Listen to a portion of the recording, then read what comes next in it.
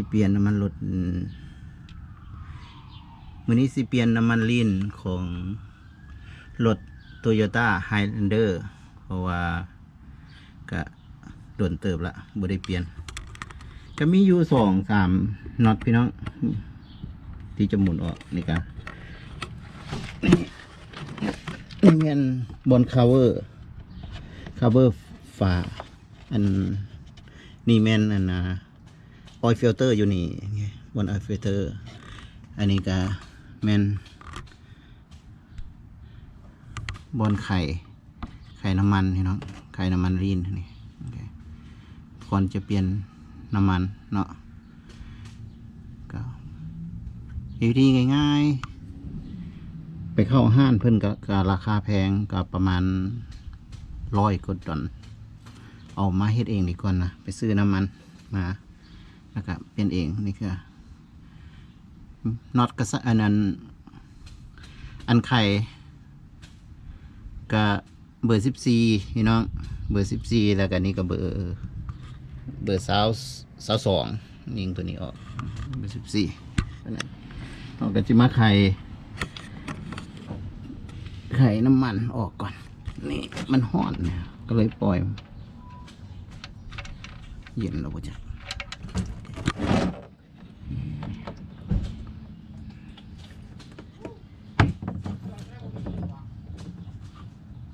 ปล่อยน้ำมัน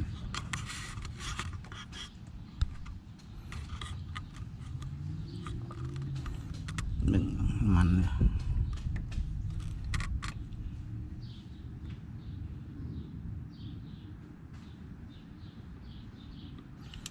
ง่ายๆเปลี่ยนด้วยตัวเอง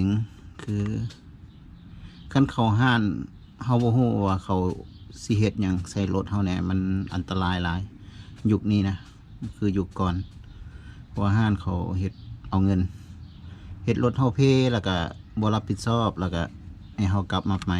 เพื่อเขาสิได้แปลงแล้วก็ได้เงินคืนได้เงินอีกเทื่อนึง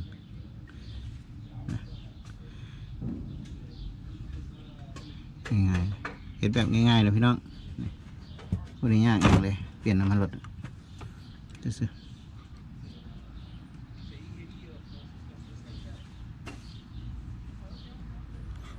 นี่เป็นรถ Toyota Highlander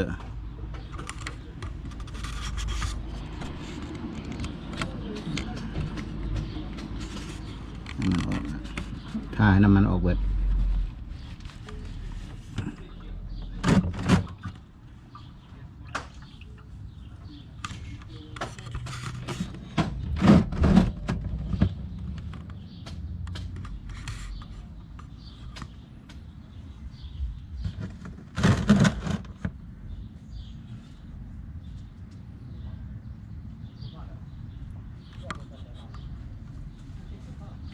ไขฝาน้ำมันออกเบิดก่อน 0W แดดซาวน้ำมันกำลังจะออกเบิดแล้วเฮ็ดง่ายๆนึงเราพี่น้องเปลี่ยนน้ำมันคันไปเข้าห้านกับแพงเลยประมาณ8-90 ดอลค่ามือเขาค่าน้ำมันอีกต่างหากเลยแล้วก็บ่ฮู้ว่าเขาสิเฮ็ดหยังให้เฮาเนี่ย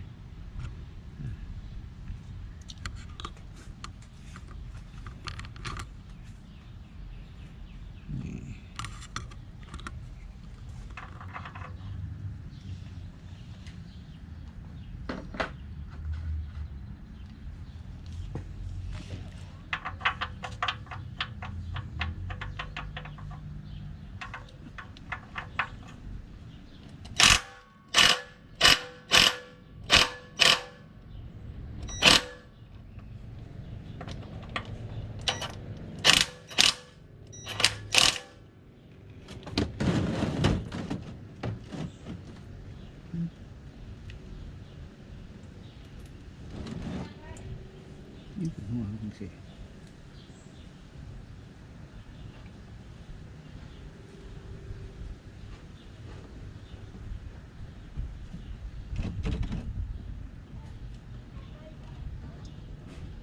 ฟิลเตอร์นี่มันจะมีอันเซี่ยวเซี่ยวเก่ามัน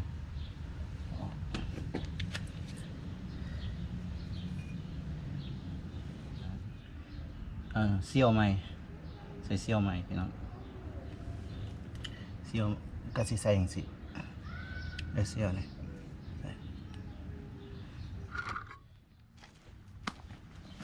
ใส่เซี่ยวใหม่ก็ดึงลงเลยดึงลงมาง่าย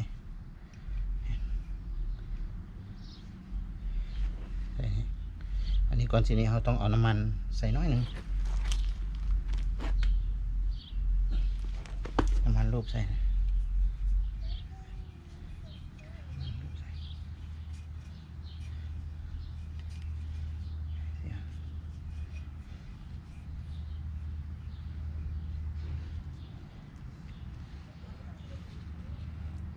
นี่ก็จะเข้านี่คือฟิลเตอร์เข้านี่เข้าแล้ว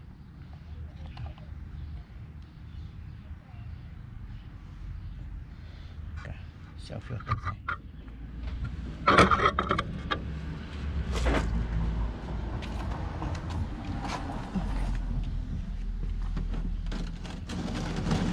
ใส่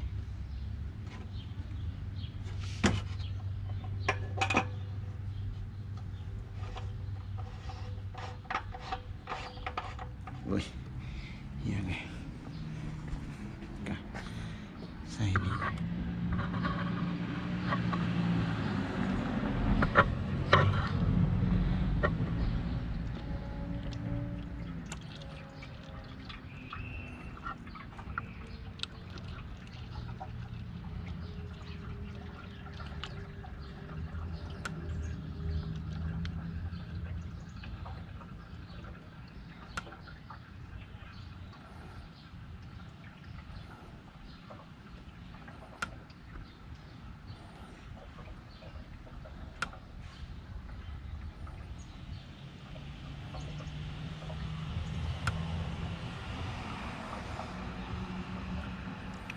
ทอกลงไปจนเบิดเลยเพราะมันมีแต่5 ขวดหนึ่งพี่น้อง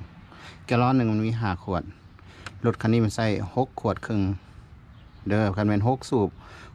รถเขาใส่6 ขวดครึ่งรถคันนี้6 สูบ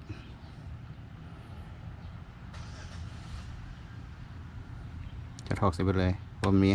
5 ขวด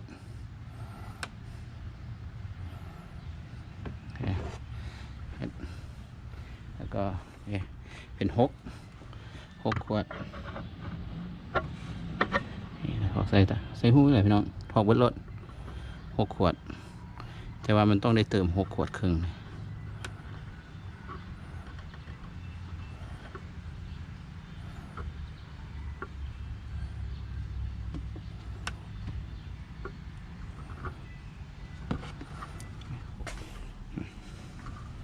ใส่อีกครึ่งหนึ่ง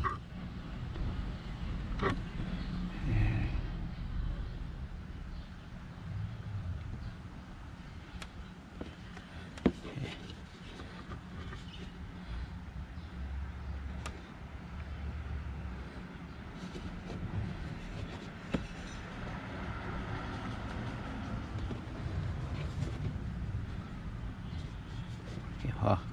6 ขวดครึ่งแล้ว